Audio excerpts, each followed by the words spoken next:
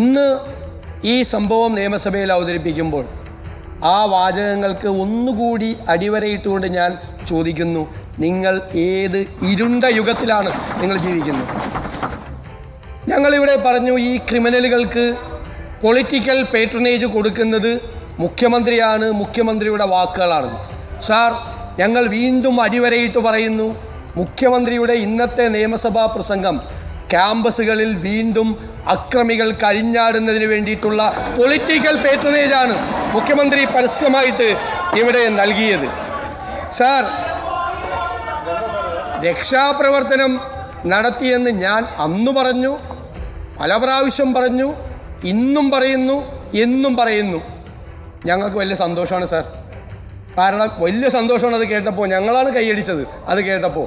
കാരണം നിങ്ങൾ മാറില്ല, നിങ്ങൾ തിരുത്തില്ല എന്നുള്ള മുഖ്യമന്ത്രിയുടെ ഉറച്ച പ്രഖ്യാപനമായിരുന്നു അത്. ആ രക്ഷാപ്രവർത്തനം ആവർത്തിച്ച് പറഞ്ഞത്. അതായത് എന്ത് വൃത്തികേടും കാണിക്കാൻ, എന്ത് ക്രിമിനൽ നടപടികളും കാണിക്കാൻ, ആരെയും വേട്ടയാടാൻ, ആരെയും തല്ലിക്കൊല്ലാൻ കുറേ ആളുകൾക്ക് കൊടുത്തിരിക്കുന്ന ലൈസൻസ് അത് കേരളത്തിലെ മുഖ്യമന്ത്രി തന്നെ കൊടുക്കുന്നത് കേരളത്തിലെ ജനങ്ങൾ കാണട്ടെ സാർ, അവർ വിലയിരുത്തിക്കോട്ടെ.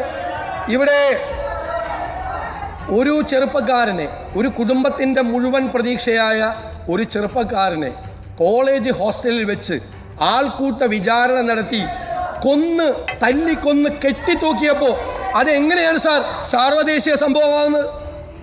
അതെങ്ങനെയാണ് സാർവദേശീയ സംഭവമാകുന്നത്?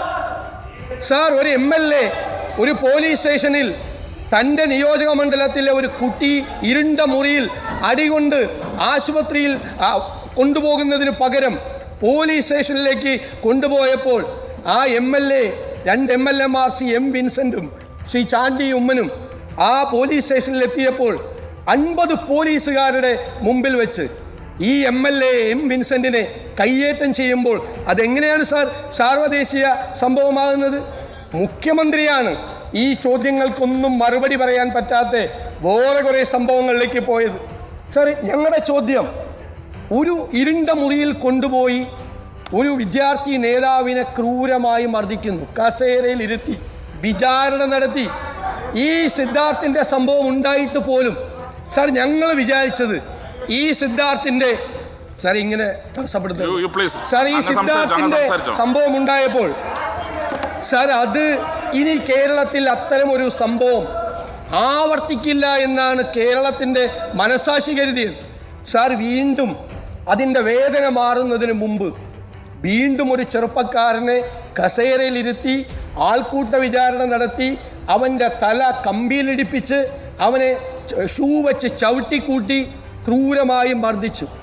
ആ ശ്വാസം മുട്ടി പിടയുന്ന സമയത്ത് ഞാൻ സിദ്ധാർത്ഥിനെ ഓർത്തുപോയി എന്നാണ് സാൻജോസ് പറഞ്ഞത്.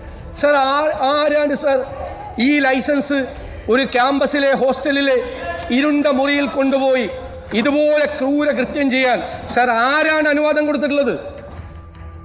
സാർ, എന്നിട്ട് ആ കുട്ടിയെ ആശുപത്രിയിൽ കൊണ്ടുപോകുന്നതിന് പകരം എന്തിനാണ് സാർ പോലീസ് സ്റ്റേഷനിൽ കൊണ്ടുപോയത്? അവനെ ആശുപത്രിയിൽ കൊണ്ടുപോകണം എന്നാവശ്യപ്പെട്ടുകൊണ്ടാണ് ഞങ്ങളുടെ കുട്ടികൾ അവിടെ ധർണയിരുന്നത്, അവനെ ആശുപത്രിയിൽ കൊണ്ടുപോകാൻ വേണ്ടി.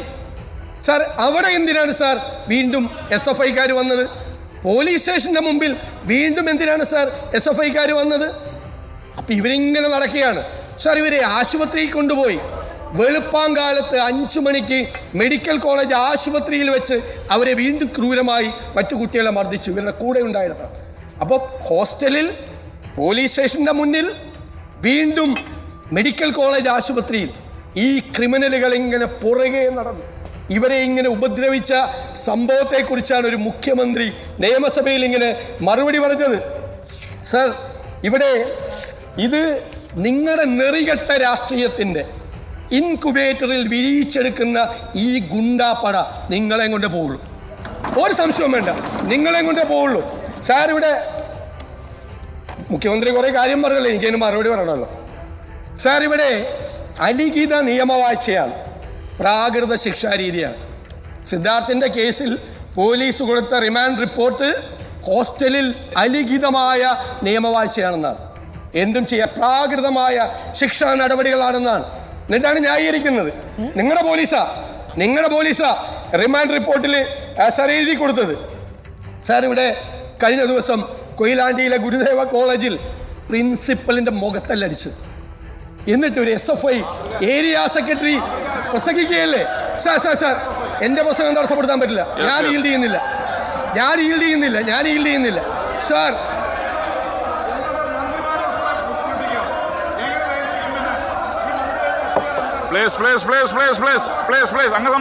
സംസാരിച്ചോ അങ്ങക്ക് ഇന്ററപ്ഷൻ. ഞാൻ വഴങ്ങുന്നില്ല.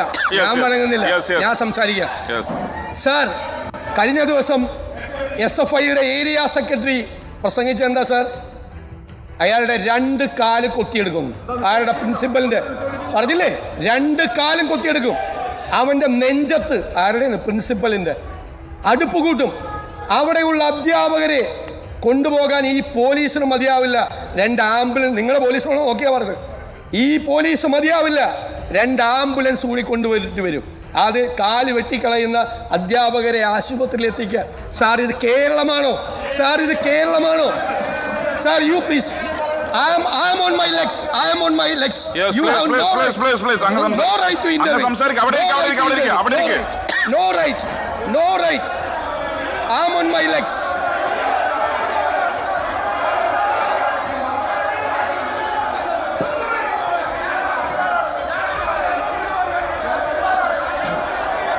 Please, അങ്ങ് സംസാരിച്ചോ.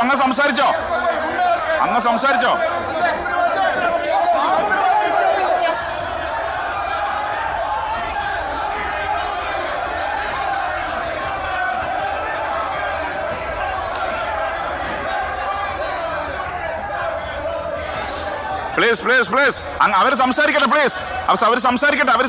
പ്ലീസ് അവിടെ ഇരിക്കെ. പ്ലീസ് അവിടെ ഇരിക്കെ. യെസ്. സാർ